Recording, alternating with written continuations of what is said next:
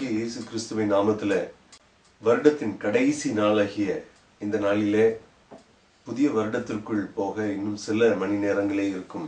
இந்த நேரத்தில் இந்த நிகழ்ச்சி மூலமாக உங்களை சந்திப்பதில் நான் மிகவும் சந்தோஷப்படுகிறேன். கடைசி பகுதிக்கு 2011 ஆண்டின் கடைசி நேரத்திற்கு நாம் வந்திருக்கிறோம். இந்த நேரத்தில் நாம் ஆண்டுடைய சமூகத்தில் சில நிமிடங்கள் நாம் ஆண்டவருடைய வார்த்தையை மையமாக வைத்து சில காரியங்களை தியானிக்க விரும்புகிறேன். திரும்பி பார்க்கும்போது ஜனவரி 1 2011 ஆண்டு ஜனவரி 1, 2011 யோசித்து பாருங்கள். பெரும்பாலானோர் அந்த நேரத்தில் நாம் தேவனுடைய ஆலயத்தில் இருந்திருப்போம், ஜெப நேரத்தில் இருந்திருப்போம், புதிய ஆண்டிற்கான புதிய தீர்மானங்களை எடுத்திருப்போம் இல்லையா? இந்த புதிய தீர்மானங்களை எடுத்து 12 மாதங்கள் முடிந்து போன நிலைமையில சற்று திரும்பி பார்க்க உங்களை நான் அழைக்கிறேன். இந்த 12 மாதங்களில நீங்கள் 1ஆம் தேதி எடுத்த தீர்மானங்களில் எத்தனை தீர்மானங்களை கடைபிடித்திருக்கிறீர்கள்? எத்தனை தீர்மானங்களை கடைசி வரைக்கும் செயல்படுத்தி இருக்கிறீர்கள்? எத்தனை தீர்மானங்களை நாம் செயல்படுத்தினதன் மூலம் நம்முடைய வாழ்க்கையில மாற்றத்தை அனுபவித்திருக்கிறீர்கள்? இதை கொஞ்சம் நம்ம யோசித்து பார்க்கணும்னு விரும்புறேன்.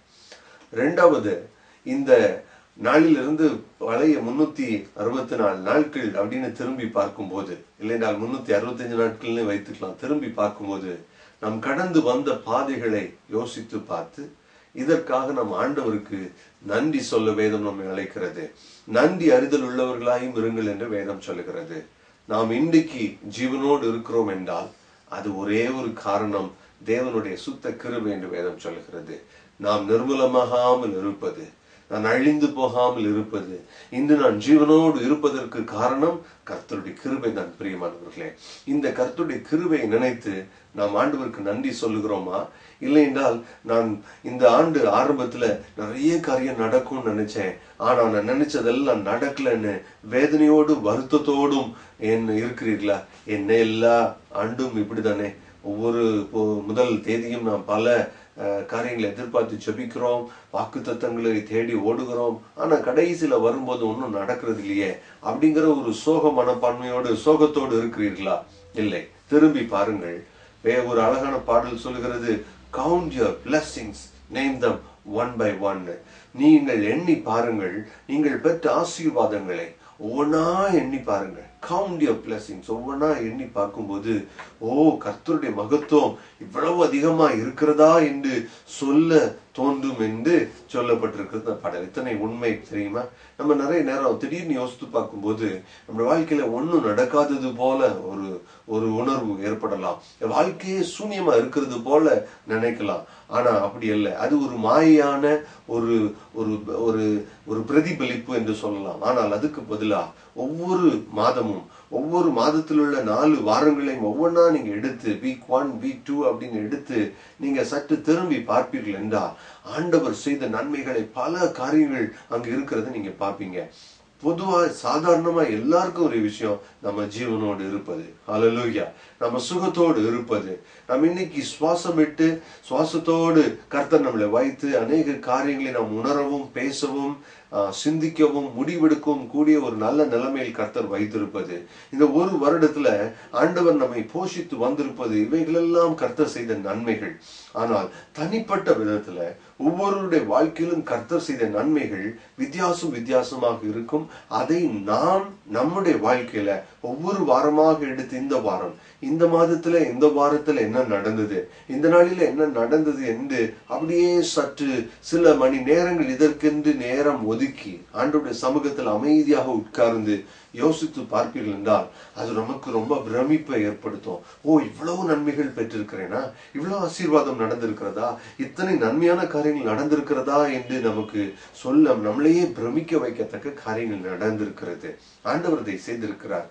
இதற்காக நாம் நன்றி சொல்லுகிறவர்களாய் இருக்க வேண்டும். ஹல்லேலூயா. 3வது, இந்த கடந்து வந்த பாதையிலே நாம் சந்தித்திருக்கிற பாடுகள், உபத்திரவங்களையும் நாம் யோசித்து பார்க்கணும், வேதனைகளை யோசித்து பார்க்கணும், தோல்விகளை யோசித்து பார்க்கணும், கஷ்டத்தை யோசித்து பார்க்கணும். அதையே நம்ம அதுதானே வாழ்க்கைன்னு சொல்ற மாதிரி இருக்கு சிலருக்கு. ஆனாலும் நாம் கடந்து வந்த வேதனை பள்ளத்தாக்கின் பாதைகளை கொஞ்சம் யோசித்து பார்த்து அது எதனால வந்துச்சு, எதனால இப்படிப்பட்ட உபத்திரம் வந்தது, எதனால இப்படிப்பட்ட கஷ்டம் வந்துச்சு, ஒருவேளை என் வாழ்க்கையில ஏதாவது தப்பு செய்திருக்கிறேனா அப்படின்னு யோசித்து பார்க்கணும். நம்முடைய வாழ்க்கையை சற்று திரும்பி பார்க்கணும்னு சொல்லும் போது, ஒன்று நன்றி சொல்வதற்கு, நன்மைகளை யோசித்து பார்த்து நன்றி சொல்வதற்கு. இரண்டாவது, நாம் கடந்து வந்திருக்கிற வேதனையின் பாதைகளை யோசித்து அதற்கான காரணம் என்ன, அந்த காரணம் என்ன அப்படின்னு சொல்றதுக்கு என்ன காரியம் என்றால், நமக்குள்ள ஏதாவது நம்மை சரிப்படுத்தி கொள்ள வேண்டிய காரியங்கள், நம்மை சரிப்படுத்தி கொள்ள வேண்டிய, திருத்தி கொள்ள வேண்டிய காரியங்கள் இப்படி ஏதாவது இருக்குதா அப்படிங்கிறத நம்ம தெரிந்து கொள்ள வேண்டும். இல்லைன்னா நம்ம இஃப் யூ ஆர் இக்னரண்டாவே நம்ம வாழ்ந்துட்டோம்னா பின்னாளில ஒரு நாள் அதை குறித்து உணர்வடையும் போது அதை திருத்தி கொள்வதற்கு சமயம் இல்லாமல் it may be too late அப்படின்னு சொல்லக்கூடிய ஒரு சூழ்நிலைக்கு தள்ளப்பட நேரிடும். ஆகவே அருமையானவர்களே, இந்த நாளிலே இன்னொரு 3.5 மணி நேரம் இல்ல 4 மணி நேரம் இருக்கிறது 2012க்குள் போவதற்கு. அதுக்கு முன்னாடி இந்த ஒரு அட்லீஸ்ட் ஒரு 1/2 hour to 1 hour நீங்கள் அமர்ந்திருந்து ஆண்டவருடைய சமூகத்துல கொஞ்சம் திரும்பி பார்த்தால் அது ரொம்ப நல்லா இருக்கும். அது உங்களுக்கு பிரயோஜனமா இருக்கும். நமக்குள்ள ஏதாவது தவறுகள் இருந்திருந்தால் அது வரும் நாட்களிலே அந்த தவறுகளை திரும்ப செய்யாதபடிக்கு, அந்த தவறுகளை திருத்தி கொள்ள ஆண்டோடைய சமூகத்தில் நம்ம ஒப்பு கொடுப்பதோடு மாத்திரமல்லாமல் கர்த்தருடைய சமூகத்தில் அதற்கு வேண்டிய கிருபைகளையும் நம்ம பெற்றுக்கொள்வதற்கு அது உதவியா இருக்கும். எந்த ஒரு மனிதனுடைய வாழ்க்கையிலும் தன்னுடைய சுய பலத்தால, தன்னுடைய சொந்த பலத்தால, சொந்த திறமையால பரிசுத்தமாய் வாழ முடியும் என்பது முடியாத காரியம். அது முடியாதுங்க, சாத்தியமே கிடையாது. ஏன்னா இந்த உலகத்துல ஏராளமான போராட்டங்கள் இருக்கிறது. நம்ம எப்படி பரிசுத்தத்திலிருந்து கீழே தள்ளலாம்னு சொல்லிட்டு எப்பொழுதும் நம்மை சுற்றி வலை விரிச்சுட்டே பிசாசு வர்றான்னு வேதம் சொல்லுது. அப்படிப்பட்ட நேரத்துல பொல்லாங்கனுடைய அந்த அஸ்திரங்கள், அந்த அம்புகள், ஆயுதங்களை மேற்கொள்ளவும், அதுக்கு தப்பிவிக்கப்படவும், நம்ம பரிசுத்தத்துல விழுந்து போகாமல் இருக்க நாம பாதுகாக்கப்படவும் வேண்டும் என்றால் இயற்கைக்கு அப்பால்பட்ட ஒரு கிருபை, ஒரு பலம் நமக்கு இருந்தா மாத்திரம்தான் முடியும். அந்த கிருபைய இயேசு நமக்கு தந்திருக்கிறார். அது நமக்கு ஒரு நல்ல செய்தி. ஆனா அந்த கிருபையில நம்ம இருக்கிறோமா, அந்த கிருபையை பெற்றுக் கொண்டிருக்கிறோமா, அந்த கிருபையை சார்ந்து இருக்கிறோமா அப்படிங்கிறது ரொம்ப முக்கியம். ஆகவே நம்முடைய வாழ்க்கையில கடந்து வந்த பாதைகளில பிரச்சனைகள், கஷ்டங்கள், தோல்விகள், துன்பங்கள், துயரங்கள் அப்படிங்கிறத நம்ம கொஞ்சம் பட்டியலிட்டு, இதுல என்னுடைய தவறு ஏதாவது இருக்கா ஆண்டவரே, நான் செய்ய வேண்டியதை செய்யாம விட்டு இருக்கிறேனா, எங்கேயோ நான் தப்பு பண்ணியிருக்கிறேனா அப்படிங்கறத நீங்க கொஞ்சம் ஆராய்ஞ்சு பாத்தீங்கன்னா வரும் நாட்களிலே அந்த தவறுகளை செய்யாதபடிக்கு, தண்டனைக்கு தப்பு வைத்துக் கொள்ள, பாவத்துக்கு விலகி ஓட, பரிசுத்தத்தில் நம்மை உறுதிப்படுத்திக் கொள்ள, கிறிஸ்துவுக்கு பிரியமானவர்களாய் நாம் வாழ அது நமக்கு உதவியாக இருக்கும். இந்த 2வது பகுதி, இந்த பாடுகள்ல உபத்திரங்களை நினைச்சு பார்க்கும்போது நமக்குள்ள தப்பு இல்லை அப்படின்னா, 2வது அதை குறித்து நாம் சந்தோஷப்பட வேண்டும் என்று வேதம் சொல்லுகிறது. பொதுவா சொல்லுவாங்க இல்லையா, எந்த மரத்துல காய் இருக்கோ, எந்த மரத்துல கனி இருக்கோ, அதுக்குதான் என்ன இருக்கும், கல்லறி படம்னு. இந்த உலகத்துல நம்ம நன்மை செய்யும் போது எல்லாரும் நம்மள அப்ரிஷியேட் பண்ணுவாங்கன்னு சொல்லவே முடியாது. எல்லாம் நீங்க ரொம்ப நல்லா பண்ணீங்க அப்படின்னு எல்லா நேரமும் சொல்ல மாட்டாங்க. யார் யார் நன்மை செய்கிறவர்களாய் வாழுகிறார்களோ அவங்களுக்கு இந்த உலகத்துல தூஷணங்கள் உண்டு, நிந்தனை உண்டு, வேதனை உண்டு என்று வேதம் சொல்லுகிறது. உண்மையாய் கர்த்தருக்கு உண்மையாய் நடக்கணும்னு விரும்புறவங்க, நன்மை செய்கிறவர்களாய் நடக்கணும்னு விரும்புறவங்களுக்கு இந்த உலகத்துல உபத்திரம் உண்டுன்னு வேதம் சொல்லி இருக்கிறது. பவுல் சொல்லுகிறார், நாமோ அநேக உபத்திரவங்கள் வழியாய் பரலோகத்துக்கு போக வேண்டியதா இருக்கிறது என்று. இயேசு சொன்னார், இந்த உலகத்துல உங்களுக்கு உபத்திரம் உண்டு, நீங்க அழுது புலம்புவீங்க, உலகம் சந்தோஷப்படும், அப்படிப்பட்ட சூழ்நிலைகள் உங்களுக்கு வரும். ஆனாலும் பயப்படாதிருங்கள், ஆனாலும் திடன் கொள்ளுங்கள். காரணம், நான் உலகத்தை ஜெயித்தேன், நான் உங்களோடு இருக்கிறேன் என்று இயேசு வாக்கு பண்ணியிருக்கிறார். ஆகவே இந்த 3வது காரியமாகிய உபத்திரவங்களை நினைச்சு பார்க்கணும்னு வரும்போது அதுல 2வது பகுதியை நான் உங்களுக்கு சொல்லுகிறது, உங்களுடைய விசுவாசத்துல உங்களை உறுதிப்படுத்திக் கொள்ள. ஒருவேளை நம்ம கர்த்தருக்குள்ள சரியாய் செய்திருக்கிறோம் என்பதுல உறுதியாய் இருக்கும் பட்சத்துல நமக்கு நிந்தனைகள் ஏற்பட்டிருந்தா நான் சொல்லுகிறேன், நீங்கள் சந்தோஷப்பட வேண்டும்.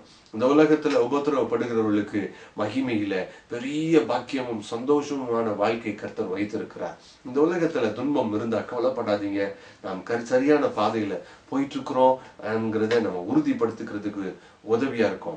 ரைட், பரவாயில்ல, let me keep moving forward அப்படின்னு நம்மளையே நம்ம தேற்றிக் கொள்ள வேண்டும், நம்மை தைரியப்படுத்திக் கொள்ள வேண்டும். இந்த வருடம் செய்ததை பார்க்கலாம், வருகிற இடத்துல இன்னும் அதிகமாய் செய்ய வேண்டும் என்று நீங்கள் உங்களையே உற்சாகப்படுத்திக் கொள்ள அது உதவியா இருக்கும். ஆகவே நீங்கள் ஆராய்ந்து பாருங்கள்.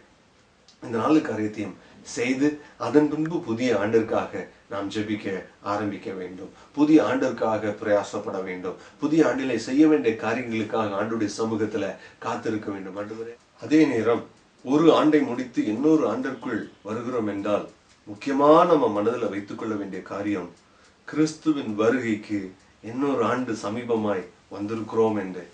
ஒரு ஆண்டு என்று சரியாய் கணக்கிட முடியாவிட்டாலும் ஒரு ஆண்டு போயிடுச்சு, இன்னொரு ஆண்டுக்குள்ள வர்றோம் அப்படின்னா கிறிஸ்துவின் வருகைக்கு இன்னும் பக்கத்துல வந்திருக்கிறோம்.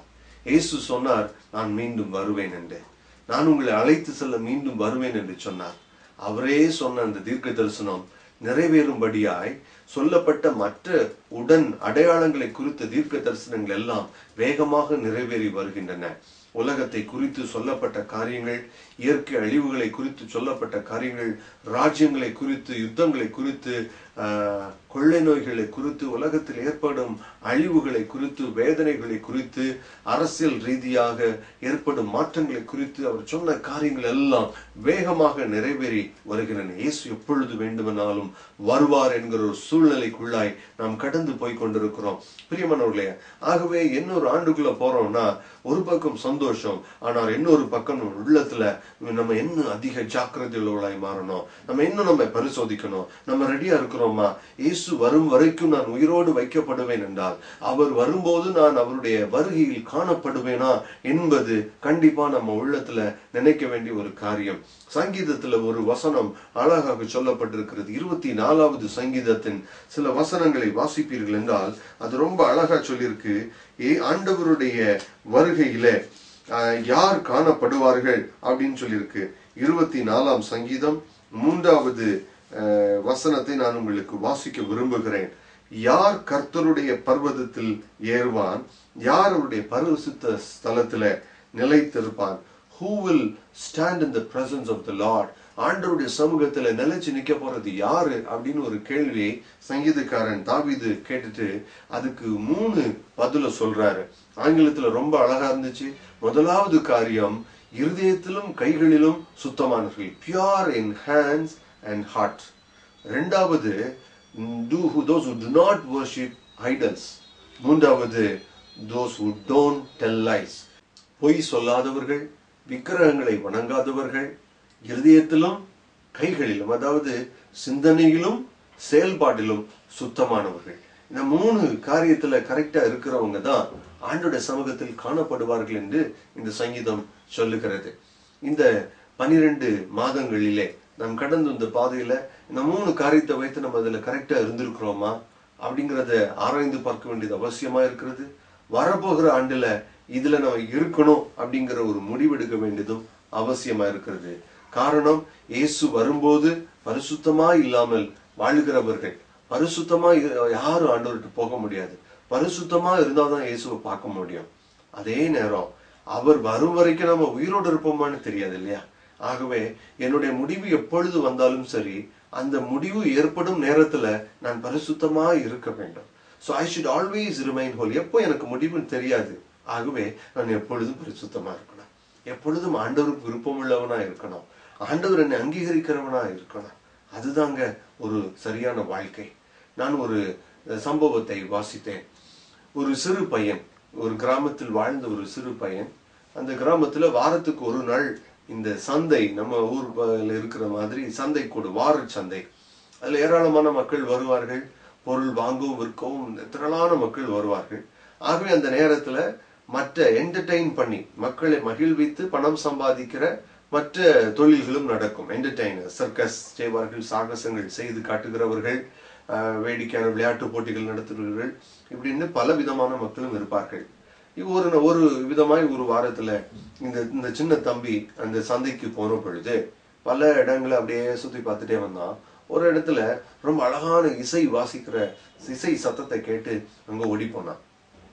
அங்க போன பொழுது அவன் பார்த்தது வயதான ஒருவர் இருந்து ஒரு வயலினை வாசித்து கொண்டிருந்தார். சுத்தி ஏராளமான மக்கள் இருந்து அதை ரசிச்சுட்டு இருந்தாங்க. இவனுக்கு அதை பார்த்த உடனே இவனுக்குள்ள ஒரு ஆசை, நானும் இதே மாதிரி வயலின் வாசிக்கணும் அப்படின்னு. ஆனா வயலின் கிடையாது. வயலினை வாசிக்கிறதுக்கு இவனுக்கு ஒரு அறிவும் கிடையாது. ஆகவே இவன் பொறுமையா அந்த மனிதர் வாசித்து முடிக்கும் வரைக்கும் காத்திருந்து அவர்கிட்ட போனான். எனக்கு கொஞ்சம் வயலின் வாசிக்க சொல்லி தருவீங்களா அப்படின்னு. அவர் நினைச்சா பொடி பையனா இருக்கான், நீங்க என்னத்தை கேட்கறான் அப்படின்னு சொல்லிட்டு, அதெல்லாம் முடியாது தம்பி அப்படின்னு சொல்லிட்டு போயிட்டார். அடுத்த வாரம் இதே போல சந்தை கூடும் நேரம் வந்தது. இந்த வயலின் வாசிக்கிறவரும் அங்க வந்திருந்தார். இந்த தம்பியும் போயிருந்தான். ஆகவே இவ்விதமாய் சில வாரங்கள் தொடர்ந்து அந்த வயதான நபரை இவன் சந்தித்து தனக்கு எப்படியாச்சும் வயலின் வாசிக்க கத்துக் கொடுக்கணும்னு சொல்லி அவரை ரொம்ப தொந்தரவு செய்தான். தொடர்ச்சியாக சில வாரங்கள் வந்து இவன் தொந்தரவு செய்ததை பார்த்து அவர் இவனுக்கு உண்மையாகவே அதை படிக்கிறதுக்கு ஆர்வம் இருக்குங்கிறது தெரிஞ்சு இவனுக்கு கற்றுக் கொடுக்க சம்மதித்தார். அவனை குறித்து கேள்விப்பட்டால் ரொம்ப ஏழையான குடும்பத்தில் உள்ளவன். அவனுக்கு வயலின் வாங்க கூட பணம் கிடையாது, ஆனா விருப்பம் இருந்தது. அவனுடைய உண்மையான விருப்பத்தை பார்த்தவர் அவனுக்கு வயலின் கற்றுக் கொடுக்க முன் வந்தார். தன்னுடைய வயலினை கொடுத்து அவனுக்கு கற்றுக் கொடுக்க ஆரம்பித்தார். சில மாதங்கள் ஓடி போனது. இந்த குட்டி பையன் ரொம்ப அழகா வாசிக்க ஆரம்பித்தான். அவனை அரங்கேற்றம் செய்யும் நாள் வந்தது. அந்த பட்டணத்தில் உள்ள பெரியவர்கள், நல்ல தலை சிறந்த இசை அமைப்பாளர்கள், இசை ஞானிகள், மற்ற இதுல நாட்டமுள்ளவர்கள் என்று ஆயிரக்கணக்கான மக்கள் கூடியிருந்தார்கள். அந்த ஸ்கிரீனை திறந்த பொழுது அவங்க நினைச்சாங்க ஏதோ பெரிய ஒரு ஆள் இருந்து நீங்க வாசிக்க போறாங்கன்னு. ஆனா அங்க பார்த்ததோ ஒரு சாதாரண கோலத்துல ஒரு குட்டி பையன் அங்க உட்கார்ந்துருந்தான். அதை பார்த்தோன்னே எல்லாருக்கும் ரொம்ப ஆச்சரியம். பலருக்கு ஏமாட்டான், இவன் என்ன பண்ண போறான், இந்த சின்ன பையன் வாசிக்கிறத பாக்குறதுக்கு நம்ம வந்துட்டோமே அப்படின்னு.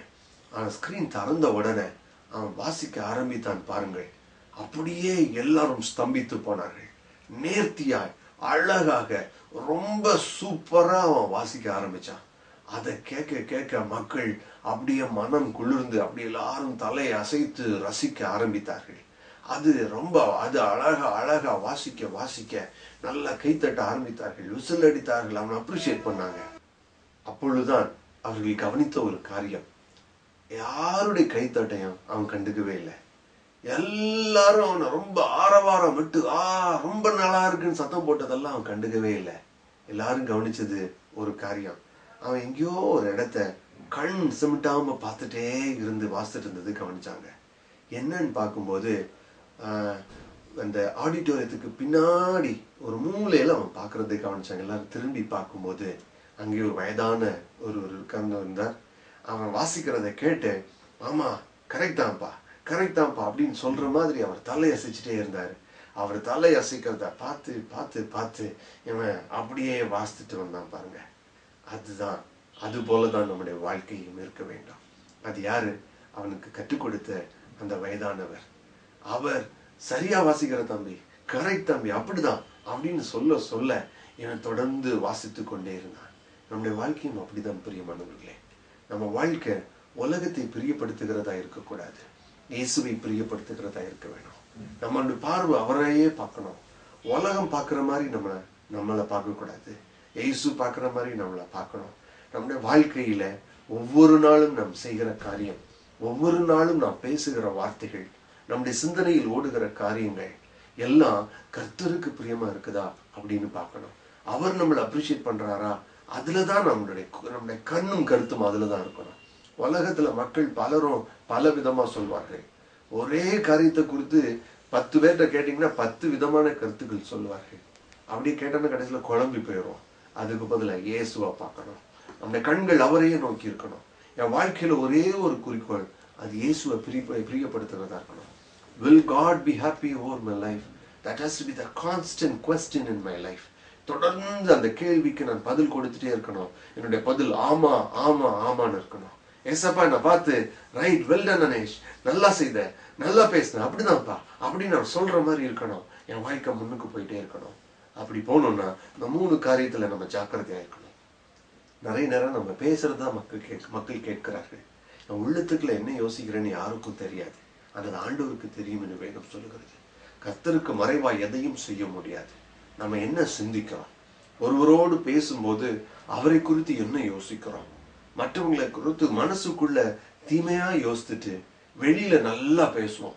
உங்களை மாதிரி ஒரு திறமசாலி உண்டா, நீங்க எவ்வளவு நல்லா செய்தீங்க, ரொம்ப தேங்க்ஸ்ங்க அப்படின்லாம் சொல்லுவாங்க. ஆனா மனசுக்குள்ள திட்டிகிட்டே சொல்லுவாங்க, போய் இந்த ஆளு இன்னைக்கு பார்த்தனே அப்படின்னு.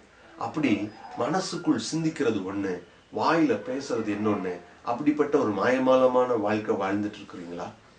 இல்ல நம்முடைய செயல்பாடுகள் மற்றவர்களுக்கு தீமை செய்கிறதா, மற்றவங்களை கீழே இழுத்து தள்ளுறதா, மற்றவங்களை எப்படிடா கீழே தள்ளலாம், மற்றவங்க எப்படி தோத்து பண்ணலாம் அப்படின்னு தீமையான காரியங்களே செய்கிறவங்களா இருக்கீங்களா? அநியாயம் பண்ற கைகளா இருக்குதா?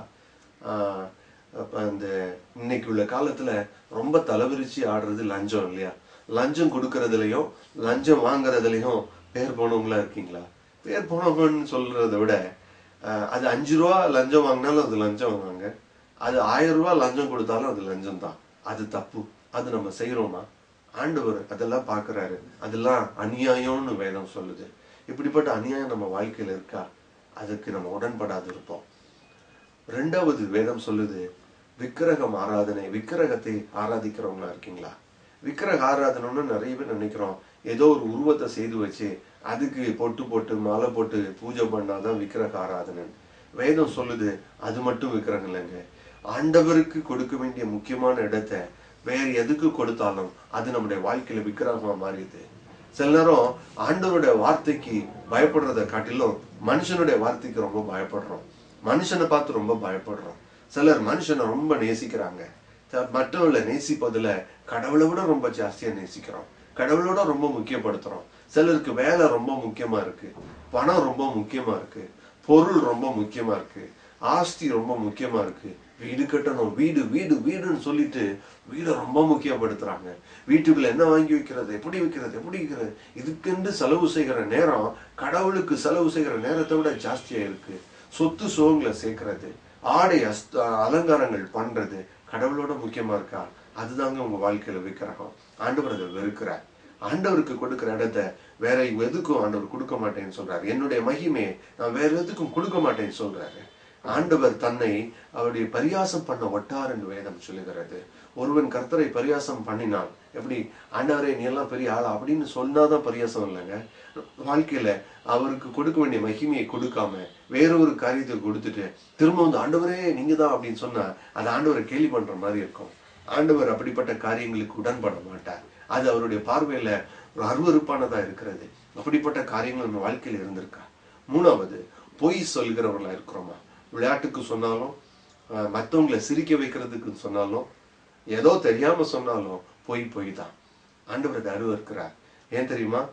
பிசாசு தான் பொய்யனும் பொய்க்கு பிதாவுமா இருக்கிறார். ஆகவே பொய் சொல்லுகிறவர்கள் அவனுக்கு உடன்படுகிறவர்களா இருக்கிறார்கள். ஆண்டவர் சத்தியம் உள்ளவர். இயேசு சொன்னார், நானே வழியும் சத்தியமா இருக்கிறேன், சத்தியத்தையும் அறிவீர்கள், அது உங்களை விடுதலையாக்கும் என்று. உண்மைக்கு புறம்பாய் சொல்லுவதும் செய்வதும் பொய். அப்படிப்பட்டவர்கள் பொய்யர்கள் என்று வேதம் சொல்லுகிறது. பொய்யர்கள் பிசாசுக்கென்று ஏற்படுத்தப்பட்டிருக்கிற அக்கினி கடலிலே பங்கடைவார்கள் என்று வேதம் சொல்லுகிறது. பொய் சொல்ற வாழ்க்கை இருக்கா? ஆத்ம அவை குறித்து கவலை இல்லாமல் உலக பிரகாரமான பொருளை ஆதாயம் செய்வதற்கு, ஒரு வேலையை எடுப்பதற்கு, ஒரு ப்ராஜெக்டை வின் பண்றதுக்கு, கொஞ்சம் லாபம் சம்பாதிப்பதற்கு பொய் சொல்றவங்களா இருக்கீங்களா? நீங்க பொய் சொல்லி லாபம் சம்பாதிப்பதை விட பொய் சொல்லாம நஷ்டப்படுறது மேல். காரணம், ஆத்துமா வெளியேறப்பட்டது. அதெல்லாம் நான் சொல்றது இதெல்லாம் எங்க வாழ்க்கையில நடைமுறைக்கு ஒத்து வராதுன்னு நீங்க நினைக்கலாம். ஆனா வேதம் அதுதான் சொல்லுது. நம்ம பொய் சொல்லி ஆயிரக்கணக்கான பணத்தை சம்பாதிச்சு 1000 நாட்கள் சந்தோஷமா இருந்துட்டு கடைசியில நரகத்துக்கு போய் விழுறதை விட 1000 நாட்கள் இந்த உலகத்துல கொஞ்சம் ரொம்ப நெருக்கடியில கஷ்டமா வாழ்ந்தாலும் அந்த 1001வது நாள் பரலோகத்துல சந்தோஷமா இருப்பதுதாங்க ரொம்ப மேன்மையானது. காரணம், இந்த உலக ஓட்டம் ரொம்ப கொஞ்சமானது, நித்தியமான வாழ்க்கை முடிவில்லாதது. எதுக்கு முக்கியத்துவம் கொடுக்கணும்ங்கிறது, எங்க நிறைய நாள் செலவு பண்ண போறோங்கிறத பொறுத்து இல்லையா? ஆகவே பரலோகத்துல நிறைய நாள் இருக்கணும்னு நினைச்சீங்கன்னா இந்த உலகத்துல ஆண்டவருக்கு பரிசுத்தமா இருக்க முடிவு செய்து கொள்ளுங்க. ஆகவே இந்த 3 காரியங்களையும் யோசித்து, இந்த கடந்து போன நாட்களில இந்த காரியங்களை தவறு செய்திருந்தோம்னா வரப்போகிற நாட்கள்ல ஆண்டவரே அதுல பரிசுத்தமா இருக்கணும், இதுல சரியா இருக்கணும், உமக்கு பிரியமா இருக்கணும், நீங்க சொல்ற மாதிரி வாழணும்னு ஒரு முடிவிடுங்க. அப்ப வரப்போகிற ஆண்டு உங்களுக்கு ஆசீர்வாதமா இருக்கும். நாம் ஜெபிப்போமா? அன்புள்ள ஆண்டவரே, எங்களோடு பேசணும் வார்த்தைக்கு ஸ்தோத்திரம். நீர் எங்களோடு இடைப்பட்டீர், எங்கள் உள்ளங்களிலே பேசியிருக்கிறேன், சத்தியத்தை சொல்லி தந்திருக்கிறேன். இந்த வார்த்தைகள் எங்கள் கண்களை திறக்கட்டும், இதை கேட்கிற மக்களுடைய இருதயத்தை திறக்கட்டும். இதை குறித்து நாங்கள் உங்களுடைய சமூகத்துல கொஞ்ச நேரம் உட்கார்ந்து அலசி ஆராய்ந்து பார்க்கவும், அதன்படி நடக்கிறவர்களாயும் எங்களை நீங்க மாற்றுங்கன்னு, எங்களுக்கு கிருபை பாராட்டுங்கன்னு சொல்லி ஜெபம் பண்றேன்ப்பா. இதை கேட்கிற ஒவ்வொருவருடைய வாழ்க்கையிலும் ஒரு அற்புதம் நடக்கட்டும், ஒரு அதிசயம் நடக்கட்டும். கர்த்தர் பெரிய காரியங்களை செய்வீராக, மகிமையான காரியங்களை காணும்படி செய்வீராக. வரப்போகிற ஆண்டு ஆசீர்வாதமாய் இருக்கட்டும்ப்பா. கடந்து வந்த ஆண்டுல நீர் எங்களோடு இருந்ததற்காய் ஸ்தோத்திரம். புதிய ஆண்டுல எங்களின் ஆசீர்வத்து நடத்தவே வேண்டும் என்று இயேசுவின் நாமத்தில் ஒப்புக் கொடுக்கிறேன். இதுவரைக்கும் கடந்து வந்த பாதையில் இருந்த கண்ணீர்கள் எல்லாம் நின்று போய் சந்தோஷமான நாட்களை பிள்ளைகள் காண செய்வீராக. பரிசுத்தத்திலும் வளர உதவி செய்வீராக. உமக்கு பிரியமாய் வாழ உதவி செய்வீராக. நீங்க நினைக்கிறத நாங்கள் செய்து முடிக்கிற கர்த்தருடைய சித்தத்தை செய்கிற ஒரு வாழ்க்கை எங்களுக்கு கொடுக்கப்படுவதாக என்று இயேசுவின் நாமத்தில் ஜெபித்து, ஆண்டவரே, இந்த வார்த்தையை கேட்டுக்கொண்டிருக்கிற ஒவ்வொருவரோடும் நான் இணைந்து எங்களை நீர் இம்மட்டும் நடத்தினீர், அதற்கு நன்றி என்று சொல்லி ஜெபிக்கிறோம் நல்ல பிதாவே. ஆமென், ஆமென். கர்த்தர் உங்களோடு இருப்பாராக. வருகிற ஆண்டு ஆசீர்வாதமாய் இருக்கட்டும். அடுத்த வாரம் இதே நேரம் உங்களை நான் சந்திப்பேன். புதிய ஆண்டுக்கான புதிய செய்தியோடு நான் உங்களை சந்திப்பேன். கர்த்தர் நம் ஒவ்வொருவரோடும் கூட இருந்து வழி நடத்துவாராக. ஆமென், ஆமென்.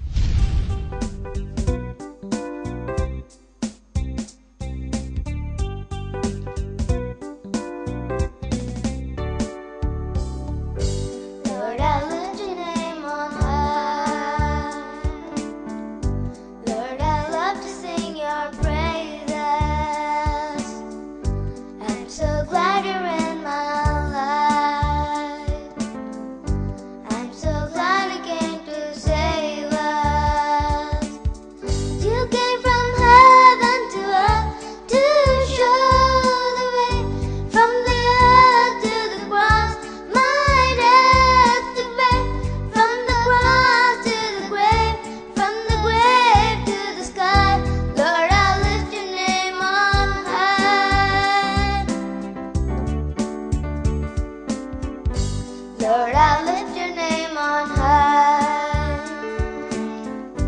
Lord, I love to sing your praises. I'm so glad you're in my life. I'm so glad you came to save us. You came from heaven to earth to show the way, from the earth to the cross, my death to pay, from the cross to the grave, from the grave to the sky. Lord, I lift your name on high. You came from heaven to earth to show the way, from the earth to the cross, my death to pay, from the cross to the grave, from the grave to the sky. Lord, I lift your name on high. இந்த நிகழ்ச்சி உங்களுக்கு பிரயோஜனமாக இருந்திருக்கும் என நம்புகிறோம். இதை குறித்த உங்கள் கருத்துக்களையும் நீங்கள் பெற்ற ஆசீர்வாதங்களையும் எங்களுக்கு தெரியப்படுத்துங்கள்.